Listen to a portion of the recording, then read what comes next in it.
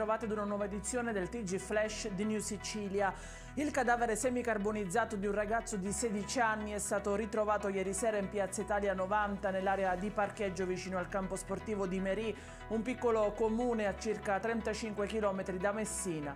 Attualmente i carabinieri stanno conducendo le indagini e dopo un primo esame sul corpo non hanno ritrovato segni di armi da fuoco o da taglio. Al fine di identificare la vittima si stanno effettuando esami del DNA e rilievi. La zona isolata e senza telecamere di videosorveglianza non agevola le indagini e al momento non viene esclusa alcuna pista.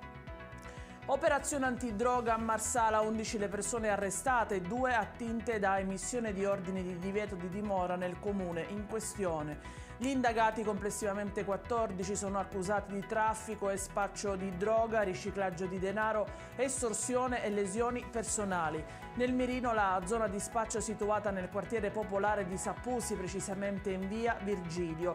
Alla guida della piazza di spaccio vi erano 3 donne che in competizione tra loro erano a capo di 3 gruppi di spacciatori.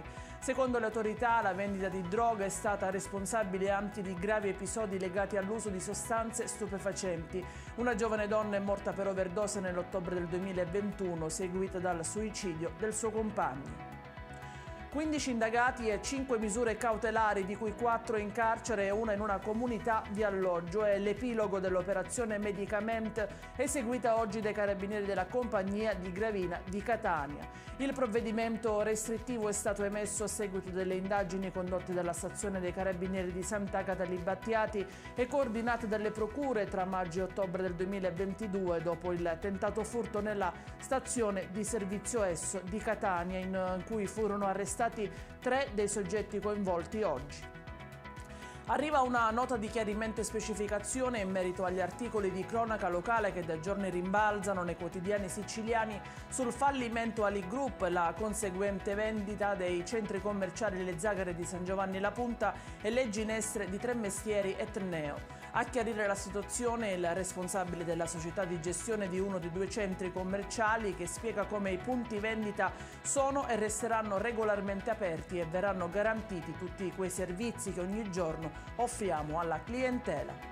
Questa era l'ultima notizia, il TG Flash ritorna con nuovi aggiornamenti alle 14. A più tardi.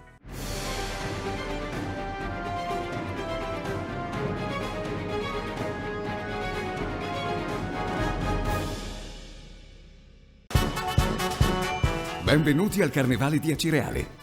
Dal 4 al 21 febbraio, coriandoli, luci, colori e tanto divertimento. Carri allegorici, gruppi, costumi, eventi, maschere e mascheroni. Uno spettacolo unico per un'esperienza ricca di allegria e di belle emozioni.